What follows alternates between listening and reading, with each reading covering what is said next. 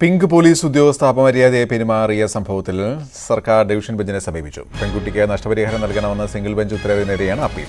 ഉദ്യോഗസ്ഥരുടെ വ്യക്തിപരമായ വീഴ്ചയ്ക്ക് നഷ്ടപരിഹാരം നൽകാൻ സർക്കാരിന് ബാധ്യതയില്ലെന്നും സിംഗിൾ ബെഞ്ച് ഉത്തരവ് നിയമപരമല്ലെന്നും അപ്പീൽ പറയുന്നു. അനീഷ് കുമാർ ചേരുന്നു. അനീഷ്, വിശദാംശങ്ങൾ.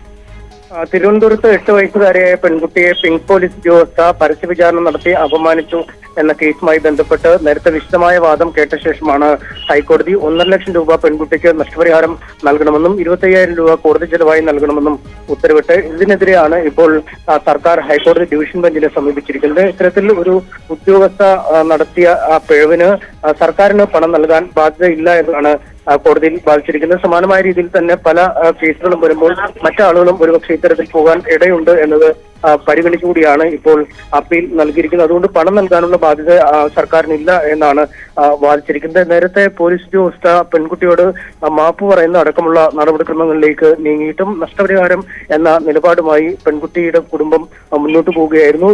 ഇതിന് ശേഷമാണ് പിന്നീട് കോടതി നഷ്ടപരിഹാര തുക വിധിച്ചതും. ഇതിനെതിരെയാണ് ഇപ്പോൾ സർക്കാർ കോടതിയിൽ അപ്പീൽ നൽകിയിരിക്കുന്നത്. ഗോപി, ശരി.